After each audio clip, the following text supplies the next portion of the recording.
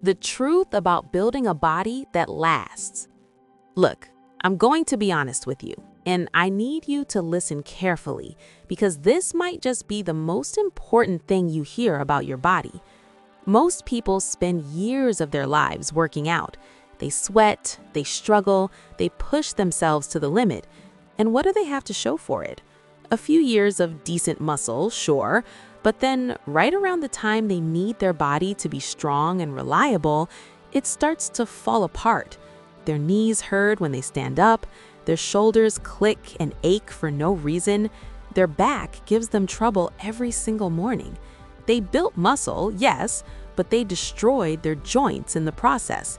They sacrificed their long-term health for short-term gains. And I'm here to tell you today, it does not have to be this way. There is another path, a smarter path, a path that doesn't require you to choose between being strong today and being healthy tomorrow. It's a path built on just 5 exercises, 5 fundamental movements.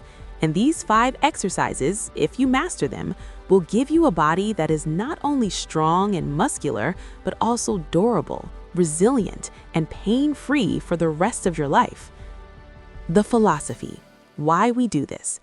Before I tell you what these exercises are, you need to understand the philosophy behind them. This is not about ego. This is not about lifting the heaviest weight in the gym so someone posts a video of you on the internet. This is about building real, functional strength that serves you in your daily life. Strength that lets you pick up your grandchildren. Strength that lets you carry your groceries up 3 flights of stairs without getting winded. Strength that lets you get up off the floor with ease when you're 70, 80, or 90 years old. And most importantly, this is about protecting your joints. Because your muscles can grow back. Your joints, once they're worn out, do not. Your knees, your shoulders, your spine, these are the hinges upon which your entire life moves. If they are damaged, your quality of life plummets. So these 5 exercises are selected for one reason. They give you the maximum possible muscle building stimulus with the absolute minimum stress on your joints. They work with your body's natural design, not against it. Let's begin. Exercise 1, the pull-up, the measure of true upper body strength. The first exercise is the pull-up, and I want you to understand something important right now. The pull-up is not just another back exercise. It is a benchmark. It is a measure of your functional strength relative to your own body weight. Think about it. In life, you don't need to lift a barbell that's bolted to the floor. What you need to do, time and time again, is lift yourself. You need to pull yourself over a wall. You need to hoist yourself out of a pool. You need to hang from something and support your own weight. The pull-up trains you for the real world. Biomechanically, it is a masterpiece. When you perform a proper pull-up, you are not just working your lats, the big muscles of your back. You are engaging your upper back, your rear shoulders, your biceps, your forearms, and even your deep core muscles, all of which have to fire in perfect coordination to stabilize your body as it moves through space. It is a vertical pulling motion that takes your muscles through their complete, natural range of motion. And crucially, your spine remains in a safe, neutral, hanging position. There is no compression. There is no heavy weight crushing your vertebrae. Compare this to the alternative that so many people do, the bent-over barbell row. In that exercise, you are folded over, your lower back is under immense shear stress from holding a heavy weight, and your spine is in a vulnerable, curved position. It is an accident waiting to happen, especially as you get older. The pull-up is safe, it is functional, and it is profoundly effective. Studies have consistently shown that individuals who can perform multiple strict pull-ups have significantly higher upper body muscle mass and better muscular coordination than those who rely only on machines. This is not a coincidence. The pull-up forces your body to work as a single, integrated unit, just like it has to in real life. As you age, the ability to support and lift your own body weight becomes a powerful indicator of overall health and vitality. It tells you that your muscle-to-fat ratio is healthy, that your nervous system is firing correctly, and that your joints are still capable of handling load. So if you can only do one pull-up today, that is your starting point. If you can do none, start by hanging or by doing negative reps, lowering yourself slowly. But make this your goal, because the pull-up is not just an exercise, it is a statement. I am in control of my own body. Exercise 2, the deficit push-up, the chest builder that protects your shoulders. The second exercise is the deficit push-up, performed using handles or parallettes. Now, the regular push-up is a fine exercise. It is a fundamental human movement, but if we want to maximize muscle growth and protect our shoulders for the long haul, we need to upgrade it. The deficit push-up does something brilliant. It allows your chest to descend below the level of your hands. We're talking about just a few extra centimeters of range of motion, but those few centimeters are where the magic happens. Why?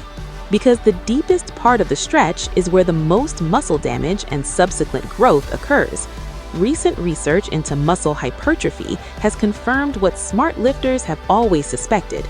Training a muscle in its fully stretched position, under tension, triggers a powerful growth signal.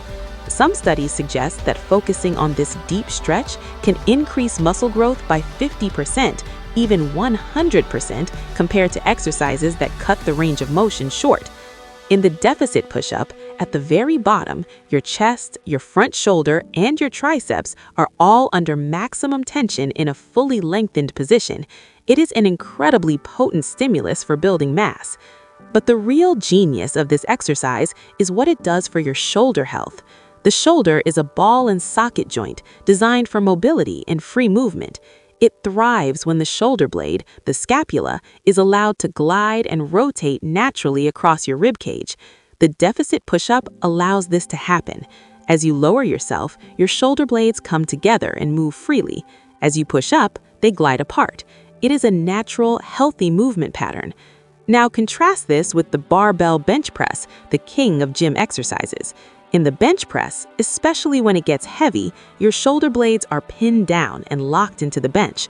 The bar path is fixed, and your shoulders are forced into a position that often compromises their natural mechanics. Do this for years with heavy weight, and you are almost guaranteed to develop impingement issues, rotator cuff problems, and chronic pain. The deficit push-up gives you the benefits of a heavy pressing movement without the long-term cost. It builds a powerful, muscular chest and triceps while simultaneously strengthening and stabilizing your shoulder joints. As you get older, shoulder health is non-negotiable. A bad shoulder affects your sleep, your ability to dress yourself, your quality of life. This exercise is your insurance policy against that. Exercise 3, the high box step-up, leg strength without compromising your spine. The third exercise is the high box step-up, and I need you to reprogram how you think about this movement.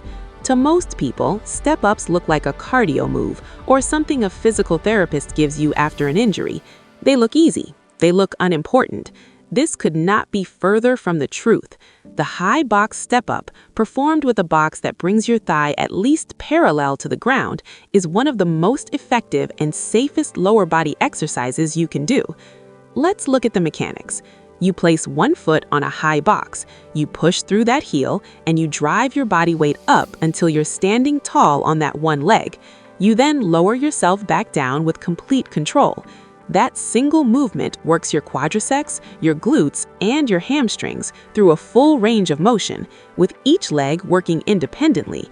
This independent leg work is critical. Most of us have imbalances. One leg is slightly stronger than the other. One leg does more of the work in squats and lunges. These imbalances over time lead to problems in the hips, the knees, and the lower back. The step-up exposes these imbalances and forces you to correct them, building equal strength on both sides. But the greatest advantage of the step-up is what it does not do. It does not load your spine. Think about the alternative, the barbell back squat. To build significant leg muscle with squats, you eventually have to put a heavy barbell across your shoulders or your back. That weight presses directly down onto your spinal column. It compresses your vertebrae. It puts tremendous stress on your lower back. For a young person, this might be manageable, but as you age, that accumulated stress can lead to herniated discs, chronic back pain, and degenerative issues. The spine is simply not designed to support hundreds of kilograms of weight while you move around. The step-up solves this problem. You are still lifting a significant load, your entire body weight, plus any additional weight you choose to hold, but that load is transferred through your legs, not through your spine. Your back stays upright and neutral. It acts as a stabilizer, not a weight bearer. Studies have shown that the high box step-up activates the glutes and quads to a degree comparable or even greater than squats, but with a fraction of the spinal loading. It is a perfect example of working smarter, not harder. In practical terms, what does this give you? It gives you the legs you need to climb stairs without huffing and puffing.